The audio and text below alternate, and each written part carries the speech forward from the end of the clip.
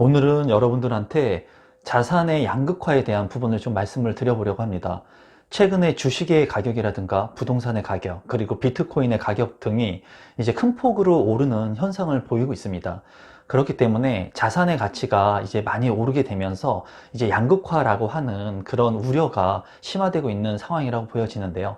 이러한 부분들에 대해서 여러분들한테 제가 가지고 있는 생각을 공유하고, 그리고 현 상황의 양극화 시장을 한번 살펴보도록 하겠습니다. 그러면 지금부터 영상을 시작하도록 하겠습니다. 임성배 TV 보동과 덴데크 오늘은 자산 양극화 우려에 대한 부분을 여러분들한테 좀 말씀을 드려보도록 하겠습니다. 실제로 지금의 현 상황이 어떤지, 그리고 향후에 이런 자산 양극화로 인해서 어떤 현상이 이루어질 것인지에 대해서 좀 알아보도록 하겠습니다. 그러면 우선 지금 상황이 어떤지를 한번 보도록 하겠습니다. 지금 주식이라든가 부동산이 연일 최고가를 경신하고 있습니다. 많은 분들, 우리 구독자분들께서도 이 부분을 많이 느끼고 실감하고 있을 거라고 생각이 들어요. 그리고 민간 소비가 지금 많이 급감을 하고 있는 상황인데도 불구하고 이렇게 코스피 지수라든가 부동산의 가격들이 큰 폭으로 오르면서 지금 많은 분들이 부동산을 매입하려고 또는 주식을 사려고 하는 분들이 많죠.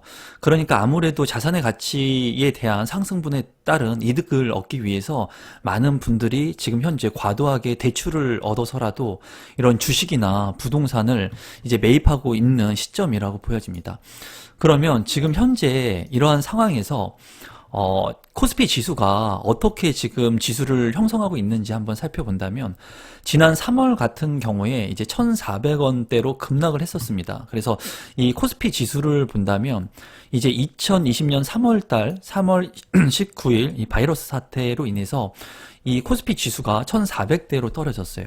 그 전에 2,000포인트 선이 넘었었습니다. 2019년 같은 경우에. 그런데 이 지수가 여러분도 보시면은 아시겠지만 큰 폭으로 이렇게 떨어진 것을 볼 수가 있습니다. 그래서 이때 당시에는 굉장히 공포의 장이었습니다. 그래서 이 지수가 더 떨어질 거다, 1000포인트를 더 하락할 것이다 라는 굉장히 공포스러운 그런 분위기였습니다. 그 분위기를 아마 주식을 관심을 갖고 계신 분들은 아실 거라고 생각이 들어요. 그때 당시에 제가 이제 영상을 다루면서, 이때 당시에 제가 주식에 대한 영상을 처음으로 다뤘었습니다.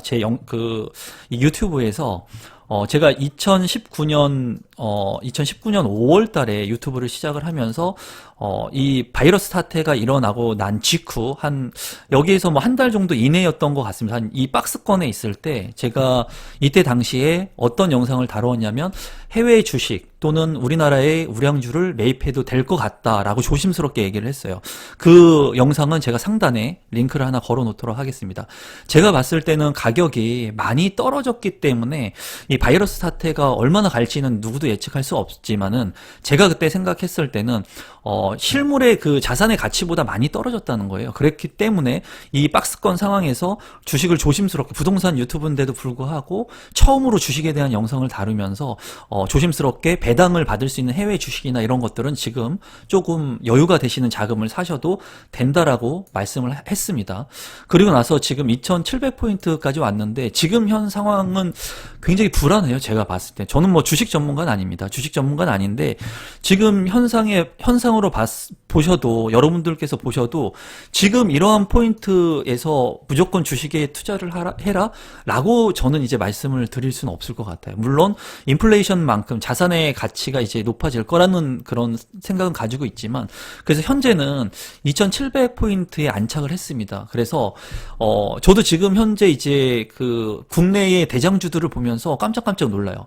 연일 고점을 넘어가는 모습들을 보면서 많은 분들이 지금 같은 경우에 이제 외국 기관에서 매도하는 물량들을 개인 투자자들이 다 받고 있다고 합니다. 그래서 지금 이제 주식에 대해서도 많은 사람들이 단타 형식이 아닌 장기 포트폴리오를 가지고 가져가려고 하는 사람들이 많이 있는 것으로 보여져요. 그래서 지금 현 시장에서 또 이제 주식에 투자하시는 분들이 많이 있는 것으로 보여집니다. 그래서 제가 이때 박스권에 있을 때는 주식을 조심스럽게 좀 사도 괜찮겠다라고 의견을 제시했지만 지금 같은 경우에 저는 이제 주식을 하십시오라고는 말씀을 드리진 않습니다. 제 개인적인 견해로는. 하지만 제 생각도 우상향할 것 같은 그런 느낌은 듭니다. 하지만은 지금 워낙 고점대에 왔고 뭐 어떤 국내 기관들 같은 경우에는 3,000포인트, 3,200포인트를 훌쩍 넘을 거다라고 말씀들을 하는데 이제 저는 좀 조심스럽게 보고 있습니다. 제 견해는 그렇습니다. 금과 비트코인의 가격 추이도 한번 살펴보도록 하겠습니다. 이 파란색이 금이고 그리고 하늘색이 비트코인입니다. 중요한 것은 지금 금 가격이 굉장히 많이 올랐었죠. 올랐다가 많이 떨어졌다가 다시 상승하는 그런 모습을 보이고 있고 비트코인 같은 경우에 지금 이제 뭐 2천만 원을 넘어갔었고 그리고 많이 떨어졌을 때는 500만 원 정도 500에서 800만 원 정도를 횡보했던 것을 제가 기억을 합니다. 그리고 이 비트코인 같은 경우에는 저도 보유를 하고 있습니다. 그래서 뭐 여러분들한테 투자를 해라 그런 관점은 아니고 저도 관심을 많이 갖고 있는데 이 비트코인 같은 경우에도 지금 현재 최고가를 경신해서 2000포인트가 이때의 선인 것 같네요. 2천만 원을 넘었다가 잠깐 떨어졌다가 이제 우상향하는 모습을 보이고 있습니다. 그래서 이렇게 실물 자산들의 가격들이 모두 대다수가 이제 우상향을 하고 있는 모습을 보이고 있는 것을 여러분들께서 이 차트를 보면서 아실 수가 있습니다. 그리고 부동산에 대한 부분도 한번 보게 된다면 주택시장의 가격 지수하고 그리고 거래량 및 심리 지수를 보게 된다면 뭐 이런 어려운 것들 뭐 수치들 이런 거 잘 모르셔도 됩니다. 중요한 거는 이 지표를 봤을 때 우상향하고 있다는 거예요. 이 좌측 같은 이 경우가 이제 매매 가격 지수, 이 파란색이 매매 가격 지수를 말하는 거고 그리고 전세 가격 지수가 이 빨간 그래프가 전세 가격 지수를 얘기하고 있는 겁니다. 매매 가격 지수와 전세 가격 지수가 뭐 부동산에 대해서는 제 채널을 보시는 분들은 잘 알고 계실 거예요. 지금 가격이 큰 폭으로 상승하고 있다는 것을 알 수가 있고 그리고 이 그래프를 봄에 있어서도 우상향하고 있는 것을 뚜렷하게 여러분들이 육안상으로 확인을 하실 수가 있습니다. 또한 우측에서 보는 이 자료 같은 경우에는 이제 초록색 같은 경우 주택가격 전망 지수라고 보시면 될 것 같고 그리고 하늘색이 수도권 아파트의 전세 수급 동향을 이제 나타내는 지수라고 볼 수가 있습니다. 이러한 지수들도 지금 현재 우상향을 하고 있는 모습을 보고 있습니다. 그래서 많은 이런 실물의 자산들 그리고 심리 지수들 이런 것들이 모두 이러한 실물 자산을 보유하기 위해서 많은 사람들이 관심을 갖고 있는 그런 상황이라고 보여지고 그렇기 때문에 요새 패닉 바잉이라든가 주택을 이제는 구입하기가 쉽지 않기 때문에 청약을 통해서 내 집 마련을 하면 좋겠지만 경쟁이 치열하다는 그런 단점이 있고 3기 신도시에 대한 부분도 이제 향후에 좀 불투명한 그런 요소들이 지금 많이 있죠. 그러다 보니까 많은 분들이 지금 현재 전세를 끼고 내 집을 마련하시는 분들도 많다고 보여집니다. 그러니까 실물 자산들의 가격은 더욱더 오르고 있는 현상을 보인다고 제 개인적으로는 그렇게 생각을 하고 있습니다. 신용융자 잔고 추이를 한번 보도록 하겠습니다. 금융투자협회의 자료인데 이 자료를 본다면 뭐 상당하죠, 여러분. 굉장히 18조 원이 넘는 이런 신용잔고가 상승하고 있는 모습을 보이고 있는데요. 이러한 부분들은 1998년 통계 작성 이후에 이제 최고치라고 합니다. 좀 염려스러운 부분이 많이 있습니다. 주식이나 부동산 가격이 이제 상승하면서 소비재 물가가 하락을 하고 이제 디플레이션이 발생할 수 있는 그런 상황 그리고 이런 자산의 그 상승이 이루어질 수 있다는 그런 부분들 때문에 인플레이션을 감안한 그런 주식이라든가 부동산이라든가 이러한 비트코인이라든가 이런데 이제 많은 투자를 하시는 것 같은데 중요한 것은 대출을 많이 받아서 지금 현재 이런 것들에 투자를 하고 있다는 겁니다. 그러니까 실물 자산의 가격이 내가 돈을 모아가지고 이런 실물 자산에 투자하는 것보다 이제 레버리지를 이용하는 것이 오히려 자산의 그 상승 속도, 가격의 상승 속도가 높다고 많은 분들이 파악을 하고 있는 거라고 보여집니다. 그래서 은행의 가계 대출을 이제 보게 된다면 지금 현재 주택담보대출에 이제 규제를 하고 있는 상황이죠. 그리고 비규제 지역 같은 경우에도 규제 지역으로 조정을 하면서 주택담보대출에 대한 규제를 하고 있는 시점입니다. 그러다 보니까 주택담보대출에 대한 비율은 큰 폭으로 상승하지 않았습니다. 여러분들께서도 보시다시피 2018년도와 2019년도 그리고 2020년도를 봤을 때 이러한 대출의 따른 주택담보대출에 따른 그런 가격 상승 여력은 그렇게 크다고 보여지지 않습니다. 하지만은 기타 대출들, 뭐 신용대출이나 이런 부분들, 일반 신용대출이나 신용 한도 대출 등이 이제 큰 폭으로 상승을 했죠. 굉장히 큰 폭으로 상승한 것을 볼 수가 있습니다. 기존의 이제 주택담보대출 같은 경우에는 2배가 채 안 되지만 이 기타 대출 같은 경우에는 2018년도와 비교를 한다면 3배가 넘는 금액이 지금 상승을 했습니다. 그래서 이러한 은행의 가계 대출들을 기타 대출들을 활용해 가지고 지금 현재 실물 자산으로 투입을 하고 있는, 금액을 투입을 하고 있는 그런 시점이라고 보여집니다. 가계신용 잔액 추이도 좀 보게 된다면 오르고 있는 현상을 보여지고 있어요. 그래서 빚을 내서 주식을 투자하거나 집을 사려고 하는 사람이 많은 상황이고, 이러한 것들을 우리나라 당국에서 이제 신용대출 규제도 예고를 하면서 이제 막으려고 하고 있죠. 그리고 신용대출을 통해서 부동산을 매입하는 것들도 규제를 하려고 하고 있습니다. 그래서 이러한 막차 수요들에 따른 무분별한 투자라고 해야 될까요? 어떻게 보면은 또 반대로 보면 현명한 투자가 될 수도 있습니다. 실물 자산의 가격이 오를 거라는 것을 예측해서 많은 분들이 대출 레버리지를 활용해 가지고 자산이라고 하는 곳에 투자를 하기 때문에, 이 투자의 관점에서 본다면 이런 실물 자산으로 투자를 하는 거, 그러니까 대출을 내가 일으켜가지고, 레버리지를 이용해가지고, 자산에 투자를 해야 되지, 부채에 투자를 하면 안 되는데, 부채가 아닌 자산에 지금 투자를 하고 있거든요. 그러다 보니까 주식이나 부동산의 가격들이 오르고 있는데, 이러한 것은 투자의 관점에서 본다면은, 올바른 투자라고 볼 수가 있어요. 다만, 이러한 투자를 너무나 많이 하고 있기 때문에 문제가 생길 수 있는 부분이 있습니다. 그 부분에 대해서 간단히 제가 말씀을 드린다면은, 만약에 이제 내년에 그 경제 성장률이 상승을 할 거라고 이제 예측하시는 분들이 많습니다. 저는 이제 이전 영상에서도 그런 부분들에 100% 동의한다고는 말씀을 안 드렸어요. 그런데 만약에 우리나라의 그 성장률이 만약에 상승을 하게 된다면 금리 인상으로 이어질 수가 있습니다. 그렇게 됐을 때 과도한 대출을 만약에 이용해 가지고 이런 실물 자산에 투자를 했던 분들 중에 이 대출을 감내하지 못하는 분들, 금리 인상으로 인해서, 이 금리 인상이 될지 안 될지는 모르겠지만 이제 우리나라 경제 상황이 좋아졌을 때 금리 인상으로 이루어지게 될 것이라고 예측하시는 분들이 많고, 이제 거기에 대해서 100% 제가 동의하진 않지만, 만약에 실제로 그런 상황에 직면하게 됐을 때 금리가 만약에 상승하게 된다면 이 과도하게 대출을 활용하신 분들한테는 굉장히 위험한 그 리스크로 가계 그 운용 자금을 활용하는데 굉장한 리스크가 발생할 수가 있습니다. 그래서 제가 얘기하는 것은 과도한 대출은 지금 위험하다라는 얘기를 많이 말씀을 드리고 있죠. 그리고 이러한 부분들에 있어서 많은 우리 정부 당국에서도 규제를 하려고 하고 있습니다. 하지만은 심리의 그 마지노선의 저항선이 이미 무너지고 있는 것 같아요. 제가 봤을 땐. 그래서 많은 분들이 부동산의 가격이 이렇게 상승하는 모습들을 보면서 내가 부동산에 투자할 돈이 없다면 내가 주식이라도 빨리 투자해야 되지 않을까 하는 그런 생각들을 하면서 이렇게 신용 대출에 대한 부분들이, 기타 대출의 금액들이 큰 폭으로 오르고 있는 것으로 보여집니다.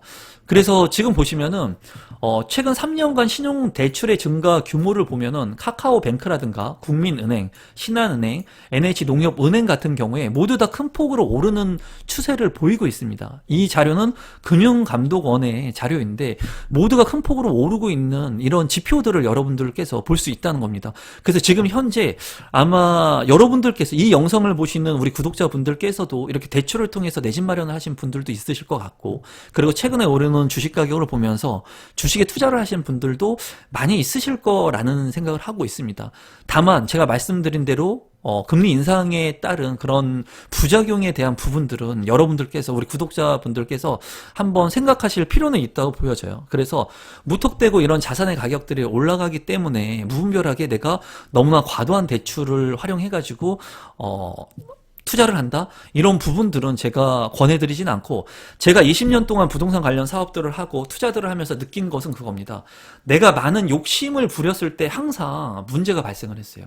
저 역시도 제가 투자를 해서 실패를 했던 그런 부분들은, 제가 무리해가지고 과도하게 주택이 오를 거라고 생각했을 때, 과도하게 무리해가지고 내가 투자를 했을 때 항상 문제가 발생을 했습니다. 그래서 지금 같은 이러한 국면에서도 아까 제가 코스피 지수가 많이 떨어졌던 바이러스 사태에 그런 과도하게 많이 그 코스피 지수가 떨어졌을 때도 저도 역시 그런 생각을 했어요.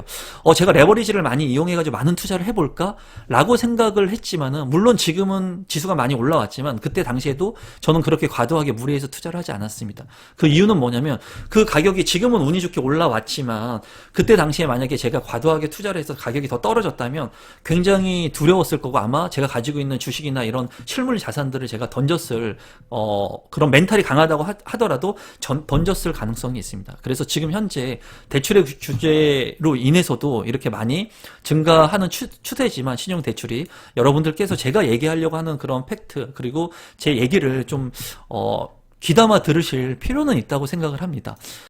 그래서 지금 현재 당국에서는 이제 압박을 해서 은행들을 압박을 해서 다시 대출을 조이는 모습을 보이고 있습니다. 이런 현상을 보이고 있고 대출 규제에 따른 효과가 이제 전문가들이 봤을 때 내년 1분기에 나타날 것으로 보고 있는데 지금 신용대출이나 이런 것들이 이제 급감하고 있지 않은 상황이라고 보여져요. 그리고 실물 자산에 투자를 하면서 양극화가 많이 이제 편차가 향후에 더욱더 이루어질 거라고 보여집니다. 그래서 투자의 관점에서 본다면 이렇게 레버리지를 이용해서 그 주택이라든가 또는 부동산이나 주식으로 자산의 이동을 하는 것은 올바른 재테크라고 보여집니다. 하지만은 제가 말씀드리고 싶은 것은 과도한 대출로 인해서 나중에 금리 인상이 이루어지게 됐을 때는 이 무분별한 대출에 따른 그런 압박의 효과가 부메랑으로 반드시 나타나게 될 겁니다. 그래서 우리 구독자분들께서는 내가 감내할 수 있는 만큼의 주식을 사거나 지금 현재 코스피 지수가 많이 올라가지고 좀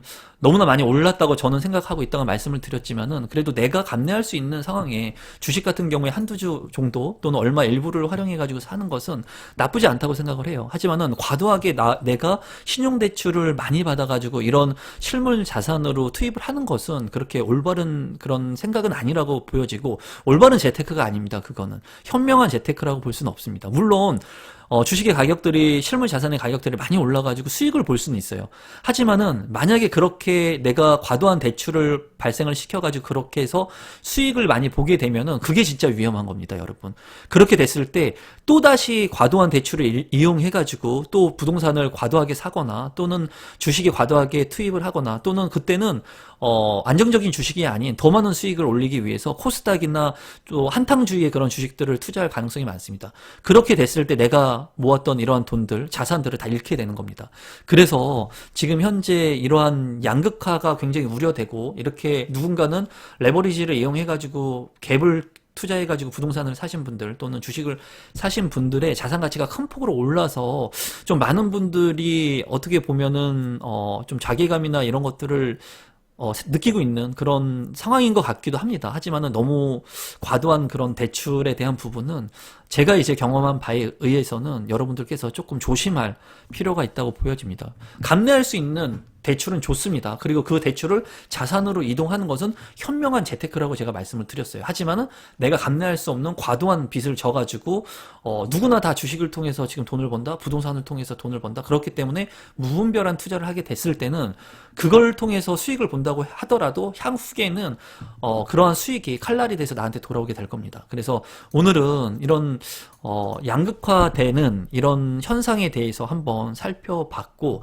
우리 구독자분들도 아마 과도하게 대출을 통해 가지고 아마 이런 실물 자산으로 투자를 하려고 하시는 분들이 많을 거라고 생각이 들어요. 물론 판단은 여러분들이 하시면 됩니다. 본인이 판단을 하고 본인들이 그 판단에 책임을 지면 됩니다.